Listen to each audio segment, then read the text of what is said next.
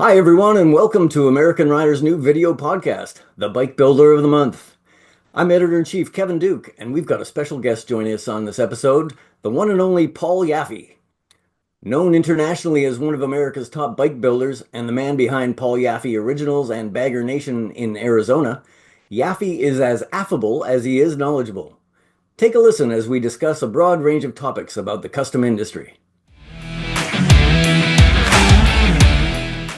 And today on the show, we're welcoming the infamous Paul Yaffe from Bagger Nation. And Paul's just enjoyed a Christmas with family, and now he's talking to us here to tell us a little bit about his life. Paul, where are you at on your builder career? Where am I at in my builder career? um, that I think that idea changes from day to day. Sometimes I think I'm winding down, and other days I think I'm just starting up. So we're about 35 years in, and I just turned 61. And like I said, some days are harder than others. Some days when it's all about business, I think, okay, I'm done with this. Okay. And then there's other days when days are very creative. I'm in the fab shop all day, and then I think, man, I got another 30 years left in me. So it just depends Well, on that what I'm dealing with. creativity must be your lifeline because you obviously love building bikes and expressing yourself in both the creations you make and your business. So talk about Yes. your creative outlet and how that keeps you going. Well, I mean, so obviously, if I didn't have to run a business and I didn't have to put on the businessman hat and I could just sit in my fab shop and bang on sheet metal and, you know, make cool stuff all day, that would be okay. I'm always very happy when I'm dirty in the fab shop and working on some new project, whether it's one of mine or something for a customer. So that's always a good day. Hmm. But then it has over 35 years. It's turned into a business, and we've got lots of employees and bills, and you know, and the trials and tribulations that go along with those two things. And just trying to be protective of your designs and on and on and on. All the BS parts of it that come with it. It was simple. It was a lot simpler when it was a hobby. So, but I guess I don't want to sound like I'm complaining. I've been very, very fortunate over the past 3.5 decades to be able to get up every morning excited to go to work and never. I'm one of those guys who's never felt like he's worked a day in his life, and the the opportunities and the places that motorcycles have taken myself and my family are just unbelievable. So, So if you've got the passion for creativity and the business part kind of bogs you down, doesn't your wife, Susie, right? yeah, Susie, yep. Doesn't she help out with business? How does that She structure work? she's definitely the boss. Yeah. Okay. And she takes a ton off of my plate. I think if it wasn't for Susie, I'd probably always be have the business hat on, and she takes a lot of that, and she takes a ton of the best way I can put it is the crappy stuff. She takes on all of it with a she's passionate about that, like I am, about building, and she knows me. We've been together for decades, and she knows how to keep me somewhat happy, or at least keep me where I'm doing my best work. She knows where I belong, and she's like, "You don't worry about it. I'll take care of that. Just yeah, go get dirty." That stuff. So, And how so many she employees do you have now? well, we just had our Christmas party. I think we had 40 people here for the Christmas party, and probably 10 of them were, so I don't know, like 20, 30 people. So Okay. I don't know exactly. Yeah. I'd have to sit and try to remember all their names, but we have a fiberglass plant and a manufacturing plant and a fab shop and a custom shop and a business shop and the marketing department and like so yeah, a bunch. Yeah. And And I mean, lots of people know you for your creative builds, but you've got a pretty successful product line too. What's your best-selling item, and how has that been part of your progress in being who you are now? So I think the best selling products change. Like it's the industry's somewhat trendy, but a very very solid product of ours that we're very well known for is our monkey bars, our handlebars. We make a lot of handlebars, and that was something that was turned out to be a great design, and it's a big part of our business. We really kind of fell into the bagger thing in probably 2005, 2006. It had been something that I had been trying for a while, but I don't think the world was really ready for it. And it's funny, I have a magazine article from American Rider, Hmm. um, and I think it's 1998, Okay. and it's a long time ago, and Yeah. it's hanging in my office. I'll be happy to send you a picture of it, and Cool. it shows a custom. It's an FLT standard. That's what we customized back then, Uh, long before street glides and stuff. It's an Evo, and it's got stretch fenders and a stretch tank, and kind of orange and silver and black, kind of Harley colors, and the whole article is about how I'm going to make baggers cool, and I'm going to create this whole product line for touring bikes. So it was close to 10 years before its time. I remember I was trying that and I failed miserably, and I made all these bagger products and nobody bought them. Nobody wanted anything to do with them. And it's funny, 10 years later, not quite 10 years later, 8 or 9 years later, I had taken all of the product and put it in a container, and it was all in boxes with big red tape X's on it because it had all been written off, and it was dead product. And in 2005, later 2005, I was doing a charity event in Seattle, and I was visiting some of the Harley dealerships in the area the day before the event was. And I was standing in the showroom of Eastside, I think it was Eastside Harley Davidson, and I was talking to the manager there, and he had the first Street Glide sitting next to his desk on the showroom. And I said, "Man, you guys did a great job with that bike." I go, "This is how we build them in California and in Arizona. This is, kind of that SoCal kind of look." And I go, "Is this for a customer?" I go, "It looks like it's brand new." And he said, "Well, it is brand new." He goes, "And it's not custom." He goes, "It's a Street Glide. It's Harley's new touring model. It's all stripped down and lowered, and you know." And I was like, "This is a stock bike?" And he was like, "Yeah." And he hadn't sold it, so I bought it, and, I had it shipped back to Arizona because my wife and I were getting ready to take a trip to Mexico in November, and this is probably June that I'm in, maybe June, July that I'm in Seattle.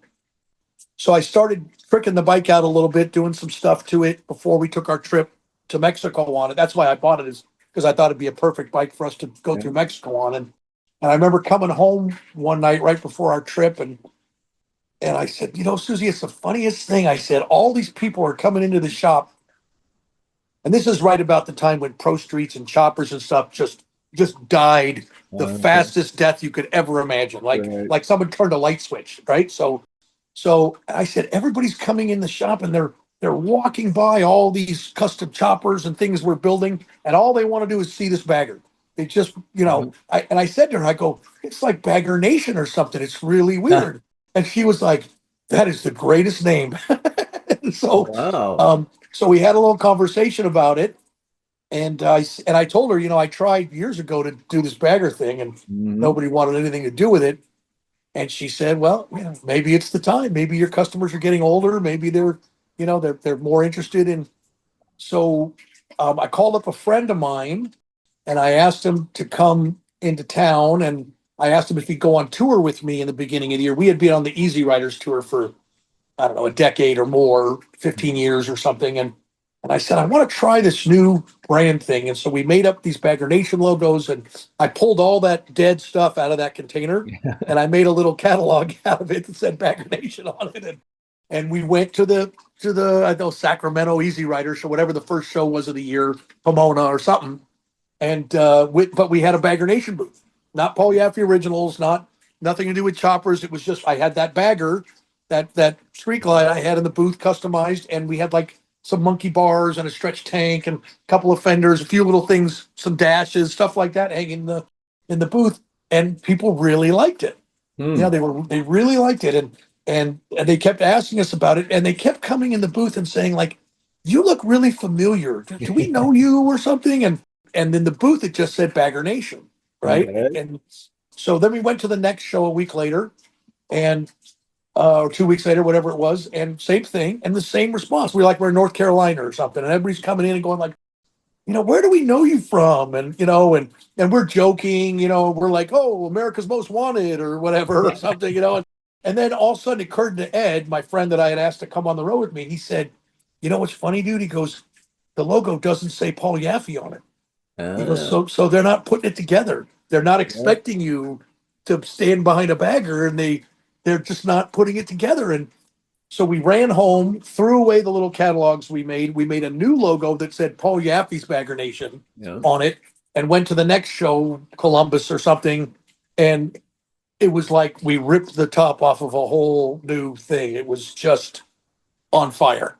It What was year was that, incredible. Paul? That's 2005. 2005. Actually, it was 2006 because we started doing it in 2005, but the tour started in 2006.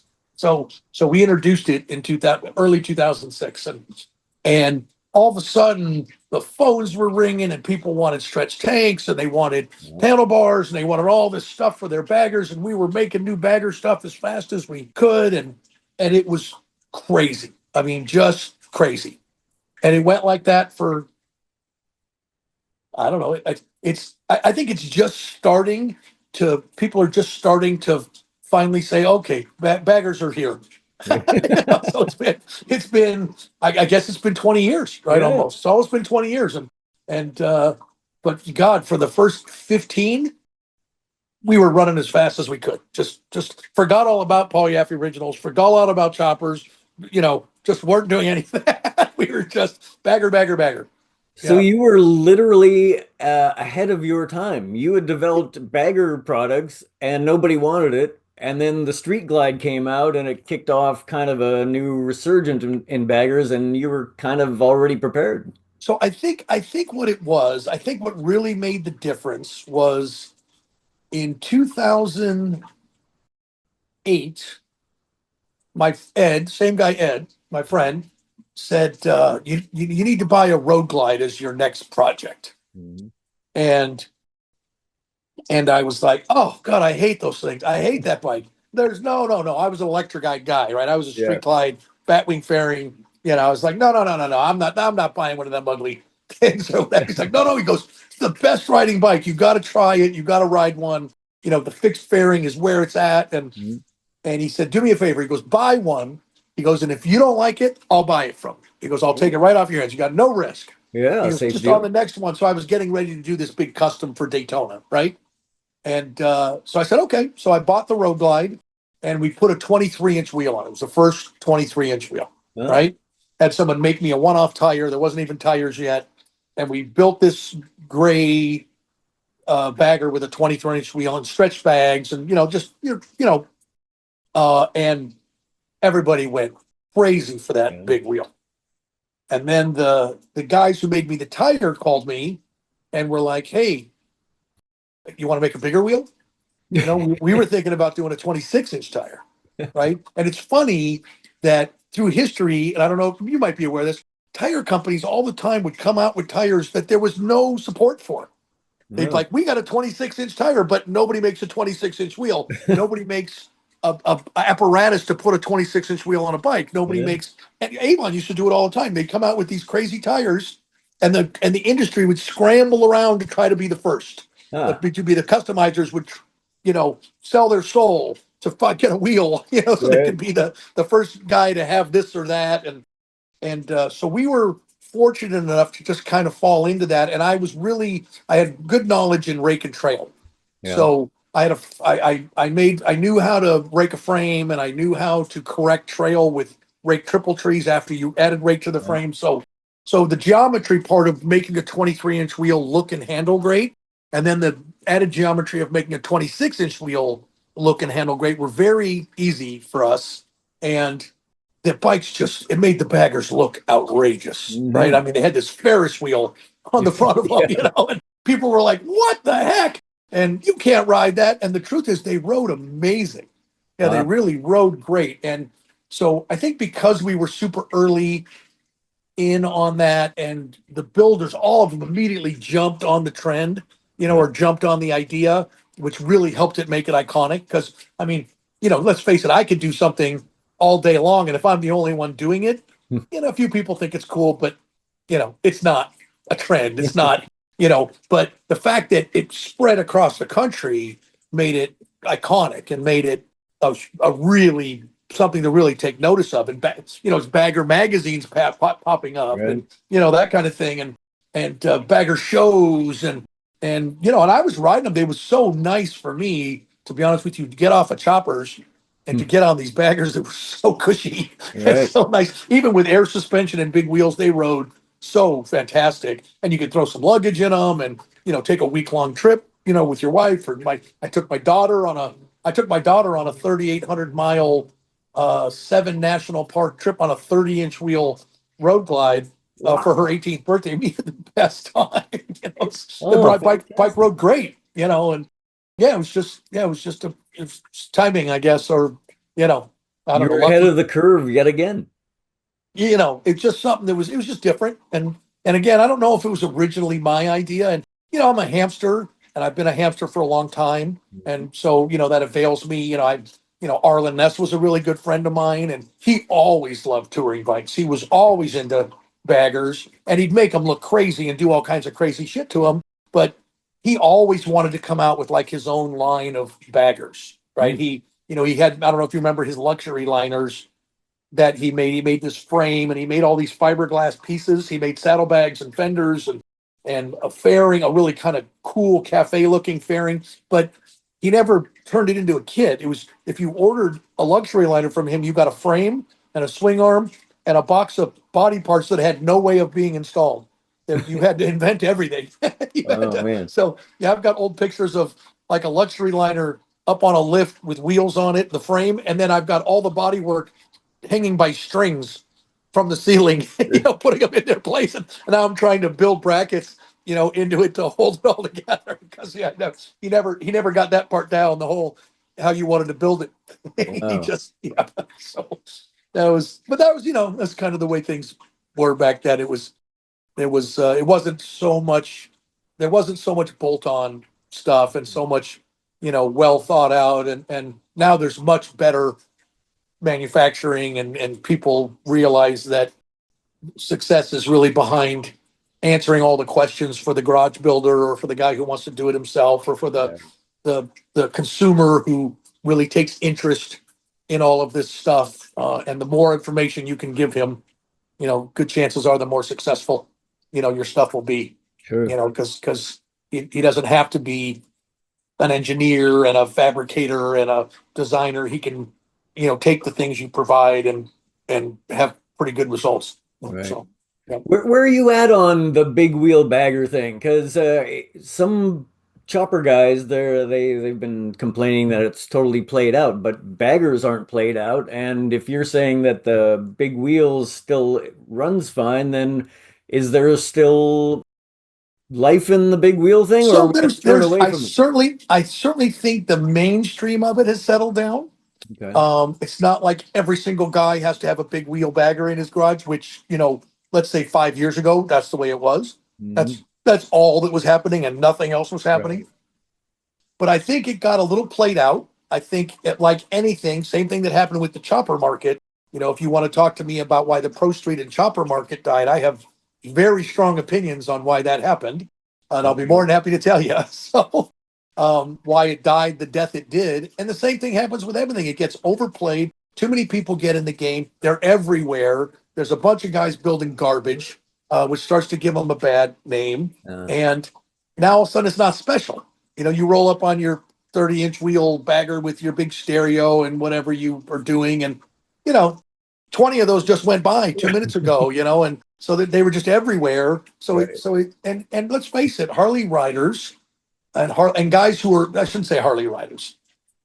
There's a definite crowd that, and it's not necessarily Harley, it could be any bike, Indians and whatever else they want. But there's certain guys that love custom stuff, right? Sure. Hot rod guys, bike guys, they just love custom motorcycles and their motorcycles and their cars and their stuff, their garage, their boat, their man cave, whatever. It's all custom, right? It's all personalized, and those guys are just into their thing. And those are our customers. Those are the guys that are into that stuff.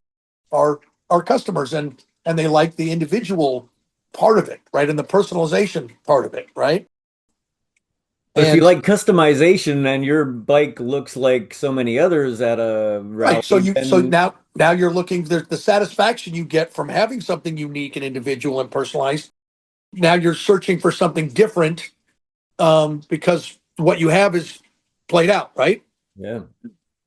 And staying with baggers, the King of the Baggers Road Race Series, I think Right. that's added some Well, life to the so market. that's what Where, I was going to say is, so in my mind, the big wheel stuff got too big.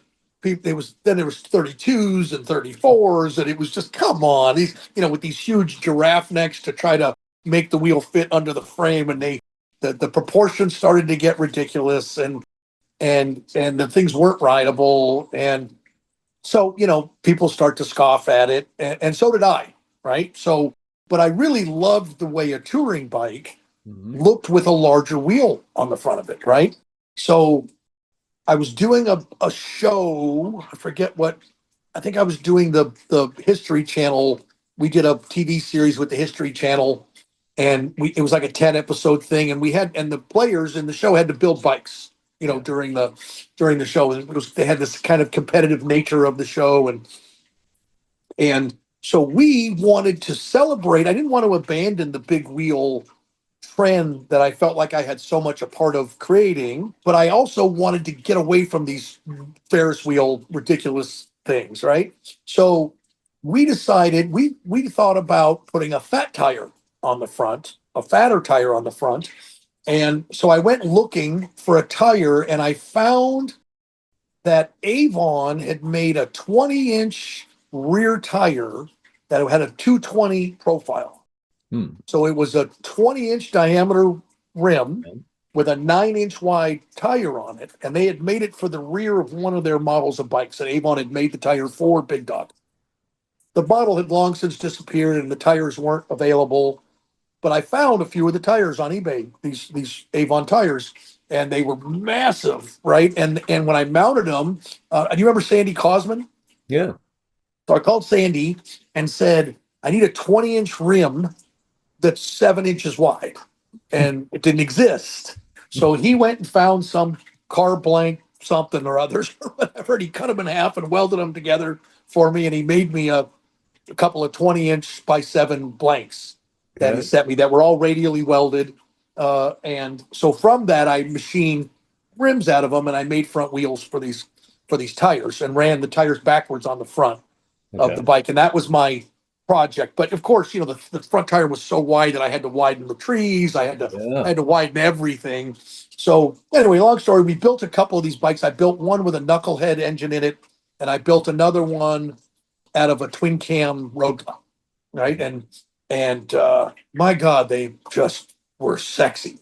Yeah. And then I rode one, and it was the most unbelievable riding bike I think I had ever ridden. It had so much tire patch on the front. There was so much tire touching the front of the road with this 9-inch wide tire, and it had a nice radius to it. It wasn't like a square tire. It was a nice, real radius balloon Yeah. kind of tire. They rode so amazing. So I ended up riding one across the country. Actually, I ended both of those bikes. I ended up riding across the country at different times, and I was like, "This is it, right?" And so during the building process, we were referring to it as a steamroller. When you stood in front of it, it Yeah. looked like something that would pave a road, Yeah. right? So so I called it Steamroller Touring, which then we came up with SRT, which is Dodge's Yeah. claim, right? And so we did the SRT thing, and I borrowed some SRT logos from Dodge, and then I ended up. Do you remember the Raptor, Ford's Raptor, their truck? Yeah. So the Raptor has this really cool R, and it's got and the arm of the R comes down. It's like a claw, like you'd see on a Right. Raptor. Yeah. So I took that R and then I turned it into a road, so it looked like a road. And then I made this SRT logo, and Steamroller Touring is what it standed for. We actually got a letter from Dodge Yeah. suggesting that we not use that. And so I called a couple people, and it turns out, funny thing, that our Dodge had a trademark on it and some Yeah. kind of protection, copyright protection on it. But turns out that it's illegal to trademark, copyright, or patent an illegal activity. And Dodge's SRT stands for Street Racing Technology, Yeah. and street racing is illegal.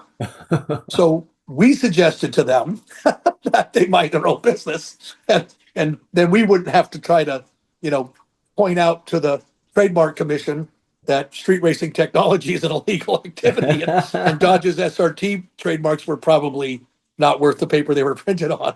Uh, Funny enough, we never heard from them again. Yeah, so so is that still that steamroller touring? Is that still a thing? Or so I'll be 100% honest with you. We went about making the rim, about forging a rim, and we went about turning it into a kit that we could sell. And it was very well received. And some other guys, there was a guy, his name was Paul. So I can remember his name, easier for me to remember that name. But he had a shop on the other side of the country, and he was doing 16-inch wide wheels. He was doing like a 16-inch rim with a wide rear tire on it. So he was doing that thing, which was much easier to put on because it didn't need nearly as much modifications as mine. And then I had called Sochi over at Avon, and she told me she had a container of those tires. oh, So, right, and she said she'd be happy to sell them to me at a great price. And I said, well, give me a few months, let me develop this whole thing, and I'll buy the container of tires from you. that's the 220s you're talking That's about, the yeah? 220. That's the 22020. Yeah. So we went about this whole thing. Meanwhile, the trend is kind of building, and other people are catching on. Another wheel company made a 21-inch wheel, and then they hired a company in Thailand, V Rubber, to make them a tire, a wide tire. Yeah. Unbeknownst to us, they were trying to do the same thing. Metal Sport in LA made a 23-inch rim, and they had Thailand make them a 23-inch Okay. big tire. So everybody was kind of doing this thing while I was doing it. And as I got towards the end of it, I called Sochi and said, "Hey, I'm ready to buy those tires." And she was like, "Yeah, that's great." But she said they reached their expiration date and we had to destroy the container. And Oh, and I was like, "So there's no more tires?" She was like, "Yeah, no, they're gone." And I was like, "Oh my God." And so here I was, I had done all this, probably over a year's worth of, work, just assuming I had those tires locked up, oh, and geez. they were gone. So I ended up contacting Shinko, who makes an excellent tire. Yeah. But they agreed to make me a tire, but the whole process took, another year or something. And it was a few years in, and the trend was out, and so now people are buying the 21-inch wheel, they're buying the 23-inch wheel. The 180 front tire really kind of takes off, and mine was a little fatter, Yeah. but still the thing was running. And by the time I was in a position to compete, I was in last place. Mm. It just so my customers, I have my base customers, and I have some people that really swear by my SRT kits, and so I sell them to them, and there's shops that love them and build them for their customers, but it's never turned into anything like, maybe I sold, I don't know, a couple hundred of them last year or something. It's not like it was, thousands of, and it was this big trend. So while we had a hand in it, we really blew it, and Hmm. and we kind of missed the boat on it. And we still build SRTs. I've got two or three of them in the shop right now. We're building. I still have Shinko did end up making me that tire, and I have a garage full of them, way more tires than I'll ever need.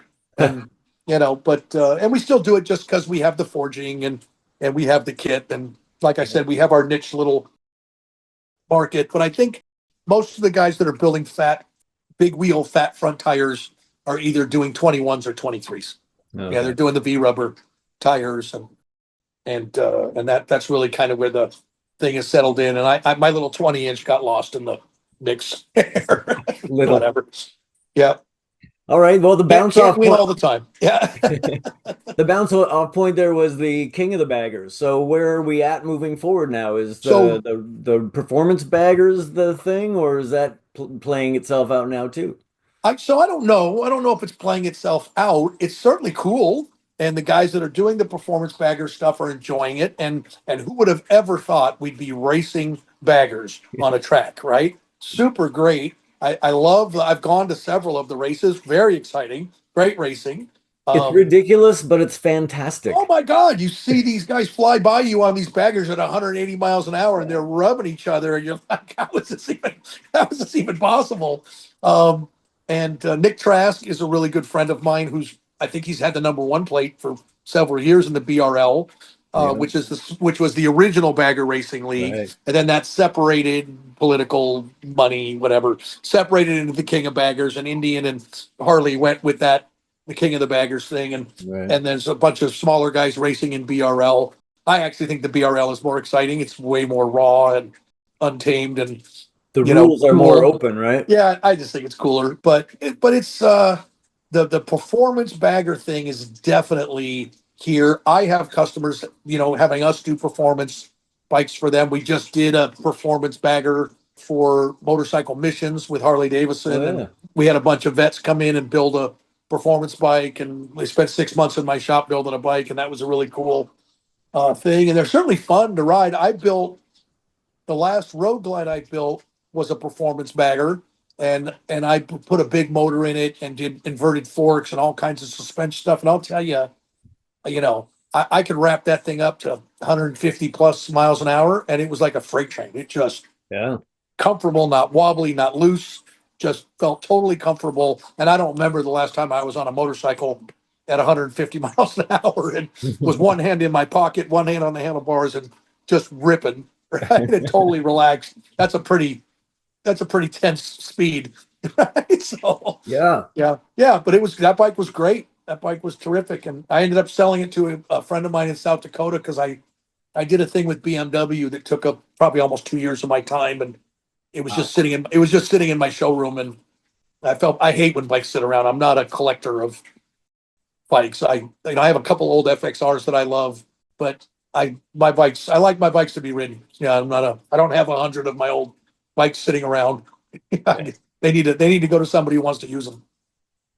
You mentioned motorcycle missions. We had that story in our what is it? Our October Oh issue. yeah, yep, There. that's right. That's it. Yeah. So it sounds like just a wonderful program for to help vets out, and you're putting a lot of your own sweat equity into this. Tell us more about that program. It was an awesome thing. So Crystal Hess is the founder of Motorcycle Missions, and she puts together these wonderful programs, all kinds of programs, fabrication, welding, racing, all kinds of things she does through her foundation, custom bike building. And she brings these teams of vets together who, are out of service now, and they may be having a hard time adjusting to civilian life. They may be dealing with, PTSD issues or injuries, whatever it may be. But the guys are having a hard time, maybe getting into mainstream or challenging. And so she takes these guys and she brings them into a very common atmosphere where they Mhm. feel comfortable and safe. And then we turned them loose on some motorcycles. In my particular situation, she had approached me in Sturgis, and we had talked. And I'll be honest with you, Kevin. I think my attitude was like, yeah, no, I'm not bringing 8 nut bags into my shop. It's not going to happen. I'm not doing it. And then she got hold of my wife, Okay, and there's and Susie said, "Yeah, you're totally going to do this." And I think that's how she got hold of me. And I was apprehensive. I'm a little private about my work atmosphere, and I'm not. And I really, when I'm in my zone or I'm in my shop and I'm doing my thing, my crew knows to leave me alone. I get in these, grooves where I'm really, being creative and accomplishing a lot. And I don't like to be bothered. And I also don't like to be scrutinized or watched or bothered, I guess is the best. I don't know. I don't know the right word, but it's distracted. my zone. It's my church. Yeah. Right. So, yeah. And so these guys showed up, and I had committed to work with them every Thursday for 6 months Right. to build this project, which was a big commitment.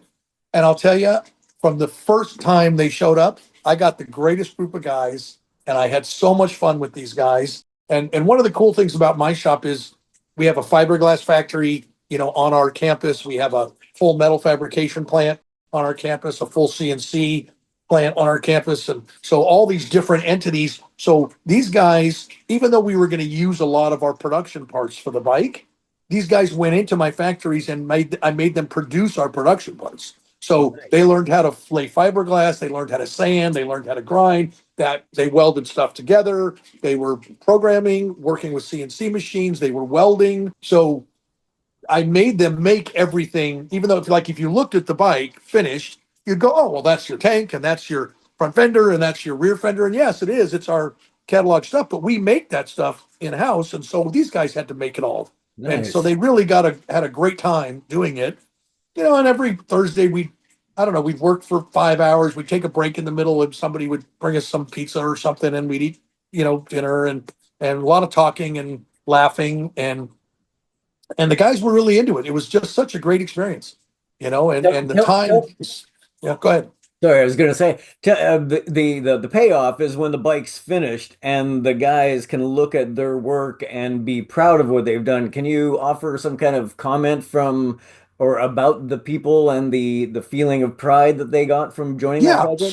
So one thing, I mean, you could watch the evolution of the classes. You could watch how apprehensive they were and how guarded and quiet, and maybe even intimidated as they started, Mm-hmm. right? And then as we got them dirty and got them into doing stuff, and they were, watching their hands make things, and leaving, tired and feeling accomplished, and Hmm. and actually feeling like having more questions and wanting to finish, and they got really into it, and yeah, like I said, after 6 months, by the they even went, a local painter agreed to paint the bike and they went to his paint shop and they had them all sanding and doing body work and doing all that stuff and in the booth painting. And so by the time they were seeing everything come together, they had this, it was, their DNA was on all this stuff, right? So because Hmm. they had built it, Yeah. right?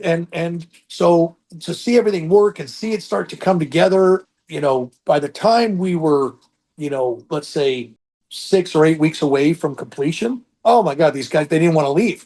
They were just so pumped. And I go, that's all right. More next week, we'll get more, Yeah.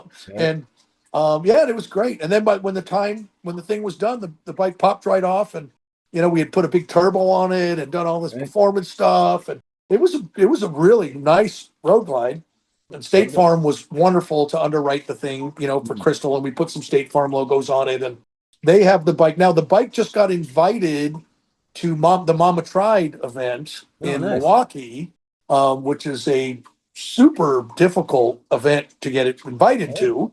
And there's only, I don't know, a few dozen bikes that get put in this thing. And so it was very cool that Warren and Scott from Mama Tried showed some interest in the program. A couple of the vets are going to come with me and be there with the bike. And I know, Harley's a big sponsored, so they'll be there, interviewing the guys about the build, and I think Crystal's coming too, and Oh, so good. it should be cool. I'm honored, to be there.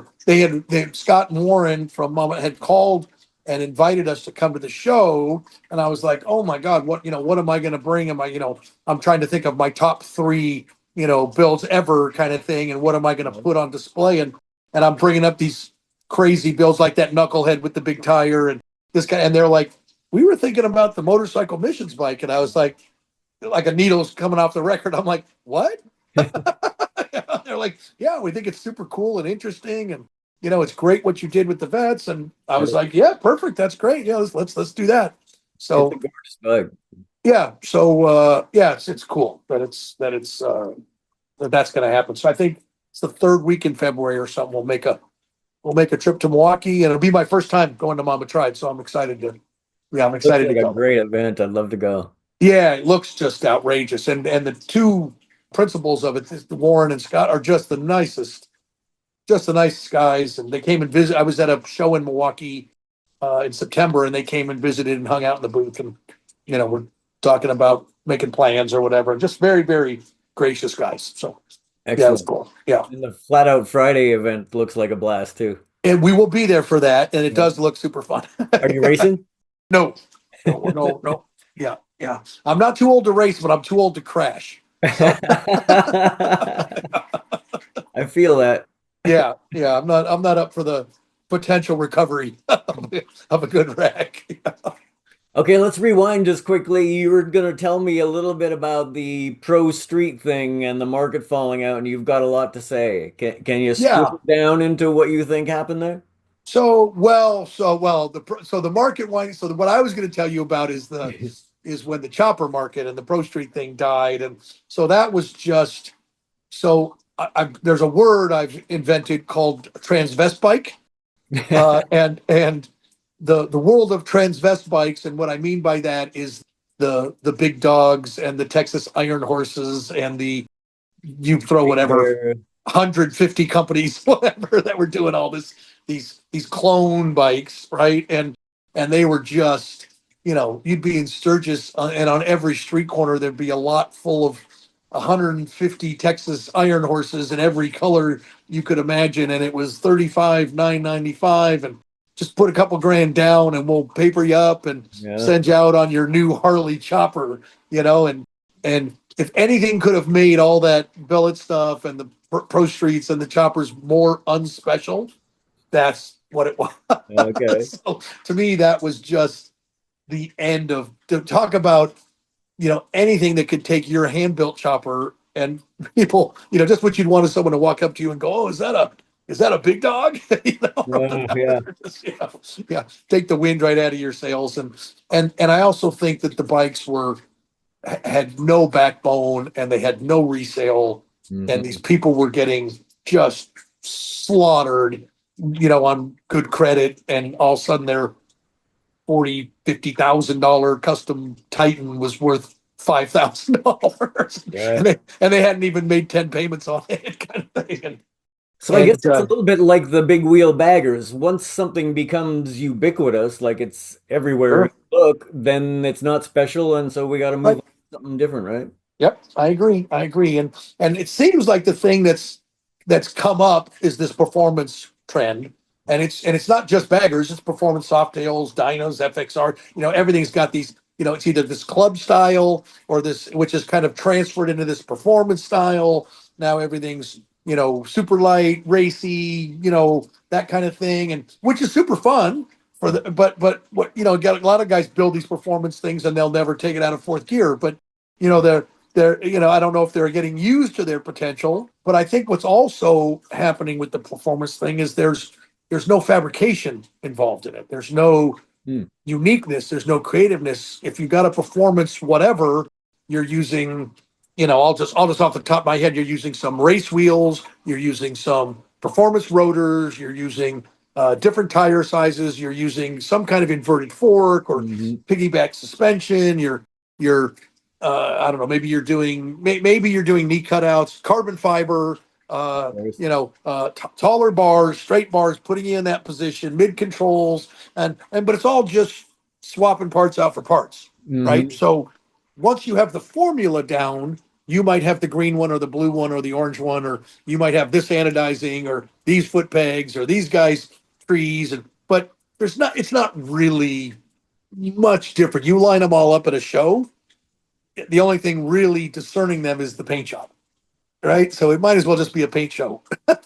So and that, again, just my opinion, and performance guys hate me if you want. That's no problem. But I like performance bikes; they're super fun. Yeah. I just don't know how custom they are, and I Okay. think the guys feel like they're really custom because they're dumping a bunch of money in them, Right. with all this performance stuff. Race shit ain't cheap, right? Hmm. And you also break it a lot if you're using it, right? And that's just the nature of racing, right? Racing is breaking. And so while I think it's super fun, and I think it's a cool spot, I don't know if I'd be excited to go to a performance bike show, Hmm. because how much anodizing can I look at, and I like seeing things that I've never thought of, right? And I like seeing, new shapes and new textures and crazy ideas of what something could be. but a lot of that doesn't lend itself into the performance thing. So think about like hot rods, right? And all the body work and all the modifications and all the thousands of hours of creating something that's your vision that's completely, oh my God, I've never seen a whatever, a Merc or an Impala or a Bel Air or whatever it is that's looked like that. Look at what this guy did. Oh my God, it's right. And that's missing to me from the performance thing. Okay. So yes, there's a performance movement and there's a performance market, and we certainly are building some. So we like to call ourselves the art of performance. It's what we call it. It's a little trademark we're working on. Yeah. And so we're thinking, well, we've talked about, well, God, if this performance market is the big thing, how are we going to fit in it? We don't make camshafts, and we don't make Yeah. race exhaust, and we don't make all crazy suspension, and it's not what we make. And I go, yeah, but we can make those bikes look good, Hmm. and so we can make really cool tanks and fenders and accessories that you can accessorize your performance bike with and finish it. And so we've decided we'll call that the art of performance. And I like it. so we want to make performance bikes look good, and that's as much as we're going to stick our toe in that market, and Mm. it's not going to be terribly deep, but that's what our approach is we look at the performance bikes and go, okay, how many things do we hate about this? And how do we change it all? Yeah. How do we change the stuff we hate, right? And maybe we'll find a little room for ourselves there. Or not, I don't know, but Okay. Well, you're what's looking toward the future. We're just stepped into 2025 now. Where do you see yourself going in 2025, or even just the custom bike industry as a whole? so normally, as you asked me that question, I would think of all the secrets that I'm not going to tell you and all the things we're working on, and I'd say, I don't know, but I honestly don't know. Yeah, I the things were so what as we evolve as a company, I think we've had a lot of success in our innovations and our custom bikes, and I think we have a good brand, and I think we have a good name. After several decades, we've created a good name for ourselves. We still have a lot of customers ordering custom bikes from us, and we're having a lot of fun with them.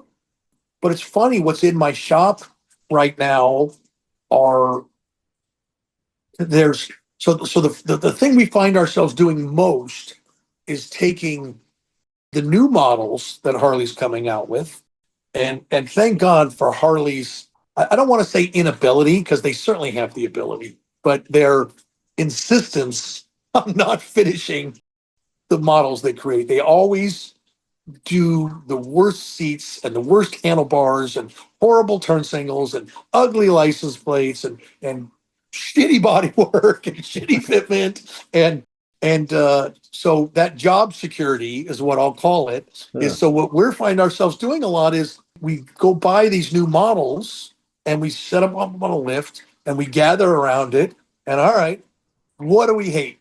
Yeah. Right? And we go, that's horrible. This is horrible. Oh my God, who would have done this? This is the worst thing ever. And we go to start solving those problems. We create fixes for those problems. We hate Mhm. the plastic side mount license plate that flops around. We hate the Mickey Mouse turn signals. We hate the old style taillight and the license plate that sticks up 6 inches from the fender. And Mhm. and we hate the seating position. And thank God Harley just makes the worst handlebars ever. So they just open the door for monkey bars, right? Which is great. And so I appreciate them. I'm very appreciative Yeah. of the small remains they let me pick up. But on any new bike, in my shop, in an hour, we'll have 10 new products as soon as the thing rolls in. Yeah, so Wow. within an hour of it rolling in, we'll have papered and penciled and start working on, all these different products. And they always leave us that little, Hmm. whatever you want to call it, that little scrap, that little opportunity, whatever it is. And so we find ourselves leaning more towards either cosmetically enhancing the Hmm. things we don't like, or fixing things that we think don't work. And the fact that we ride and the fact that we enjoy the motorcycles, all you got to do is get out, want to take it down the street, and you're like, oh my God, this hand position is ridiculous. Or whatever it is, so we always have these great fixes that we can bring to the new models, and it's a great beginning for our product line, and it's a very stable, consistent way of contributing, to the Yeah. new models. No short of the 23s and 24s just came out, and shit, we had a laundry list, and so we're making all the things. And also, we look at blogs, we listen to our customers, we go to shows and see, what do you like about it, what do you don't like about it, and you listen, and you listen to what people say, and you're like, oh well, shit, we can fix that, that's no big deal. Right, and we'll come out with some, so a lot of our focus is we make a lot of body parts. We do a lot of lighting and stuff, Yeah. minimal bright lighting, but in a minimal, Hmm. platform. Frenching things, making things look sexier, helping with lines. Giving you reasonable and somewhat easy to accomplish options to personalize your bike and make it more streamlined and satisfying. Yet, and maybe even if we're lucky, enhancing your ride or the Yeah. function of it. And that's always good too. If we can, the soft tail kickstands have a horrible design, and the bikes fall over all the time and the kickstands break. And so we came up with this product that one of my guys named the Fix Stand, which I think is the best name Hey, nice. ever. I love that. Yeah, when he came up with that, I was like, oh dude, that's a home run. And selling thousands of them, so, So and that it's just a little part that we were able to get a little patent on and make it, and it's a easy to bolt on part, and it fixes the problem. the fixed stand. Yeah, the Beautiful. Fix Stand, it's what it does. So that part of your business sounds a bit to me like I'm an editor, right? So I get words and then find out there's things I don't like about them and then I'll change them to polish it up to make it a nicer piece. There you go. But being a writer means you start with a blank page. In your Right. customization kind of portfolio of your business, what are you working on next? Like what is there as our ground up thing that you're working on for this year? So so there's I don't, we aren't I think like the frame up, one of a kind, insane, crazy custom.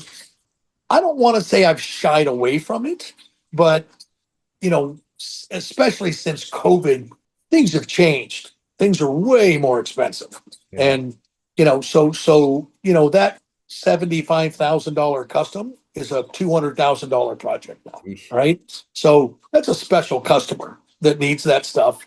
Most of what goes on in our shop is taking a factory Harley Davidson, tearing it down to the frame, and rebirthing it, Hmm. right? Whatever it's going to look like, whether, and usually a customer will come to us with an idea, right? And we'll create what I would call a radical custom, but still most of them are based on, we don't make a lot of frames anymore, a lot of one-off stuff. We do a few choppers, and stuff guys just love the look we had back in the 90s and 2000s, and they have some love for that. And we still have some old frames in the attic, Yeah. and we'll pull shit down and modify it, or we can make something from scratch if somebody wanted it. But you start putting it on paper and looking at the reality of it, and it's like, it gets expensive, The right? costs And add up quickly.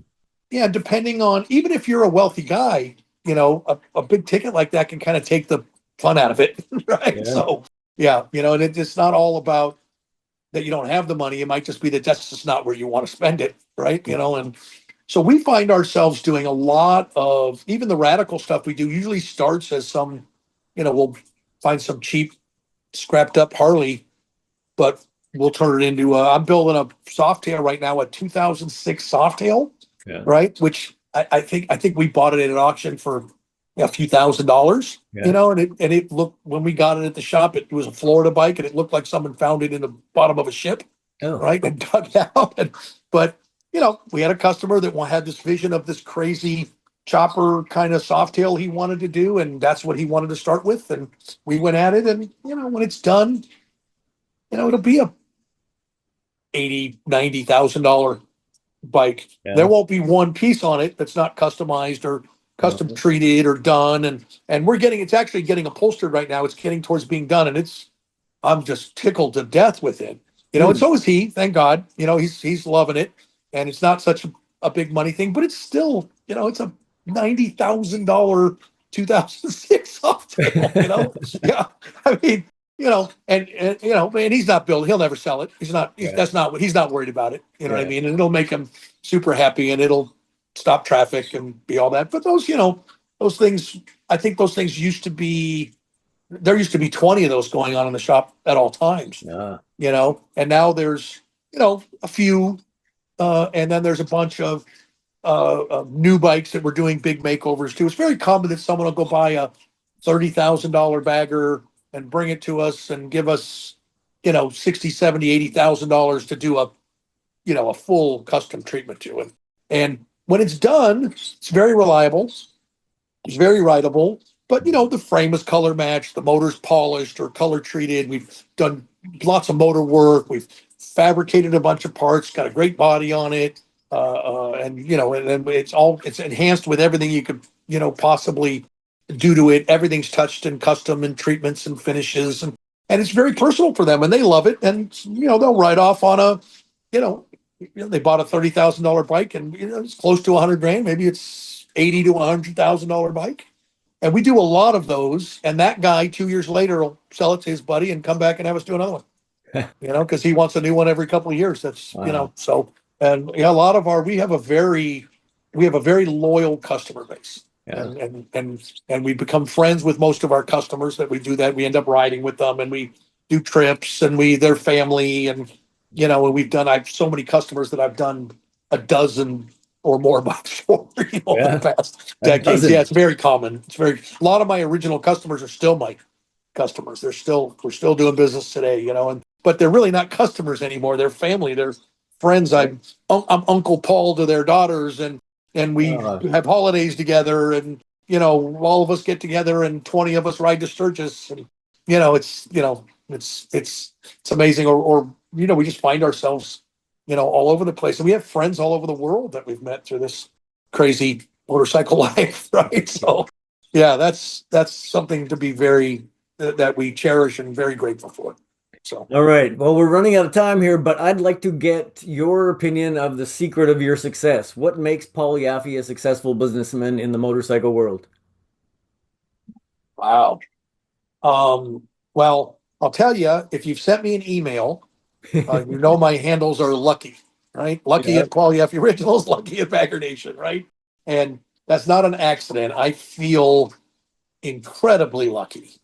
And people want to put all kinds of accolades on me and call and use words like artist and genius and visionary and which are hard to, I mean, come on, it's motorcycles. Right? So not that I don't love me some motorcycles, Yeah. but it's a little hard to put those words on that cake for me. But I'll tell you, we have incredible passion for what we do. I am obsessed with motorcycles as much today as I was in 1991 when I opened my first shop, right? And I tell my wife this all the time. She asks me, "Why do you insist on calling yourself Lucky?" Or why do you put that? And I go, "You know what, Susie?" I go, I'm no different than the guy next door who's working just as hard on his bike, and he's doing the same things I'm doing. He's building fenders, he's building bars, he's creating whatever and I go and the lucky part to me is, and I don't know if it's part of my upbringing, I don't know if it's my influences or just luck that I see things the way I see them. But the truth is you, Kevin, could sit in your garage for a year and build a custom bike, and I could sit in my garage for a year and custom bike. And to me, the lucky part is when I roll my bike out, it's been incredibly graciously accepted, and I've been very lucky to have my work be incredibly popular. And you can assign it whatever tag you want, but at the end of the day, I didn't do anything all year different than you did. And you may roll your bike out and everybody hates it. Well, I that's don't know. awfully kind of you to say, but that, But I'm just saying it's not because you didn't try as hard as you could, right. Okay. and I try as hard as I can. So just because I went left and you went right doesn't make either one of us less passionate, Mm. right? Or less dedicated or anything. So what else can I assign to that? But I'm just lucky because that's how I see things. I didn't go to school for this. I didn't, I followed the people. I followed the Nesses and the Westbrooks and the people that inspired me, right? And I don't know. I'm grateful for it though, and I certainly never take a day for granted or look at you know I'm never the first one to go. Aren't I great? You know, that doesn't happen. You Well, know. here's a nice way to sign off this conversation. They say it's better to be lucky than good. Yes. You, sir, are lucky and good. Well, I appreciate that, and I appreciate your time. Thank you. Thank you All very much. Pleasure right. talking to you. Happy Okay. New Year to you, brother. Okay. Bye-bye. Bye. For American Rider's Bike Builder of the Month podcast, I'm Kevin Duke. If you enjoyed this episode, please make sure to like, comment, and subscribe. And make sure you visit AmericanRider.com where you can get the latest in V-Twin news and reviews, and subscribe to print and digital editions of American Rider magazine. Thanks for listening, and we hope you keep the rubber side down.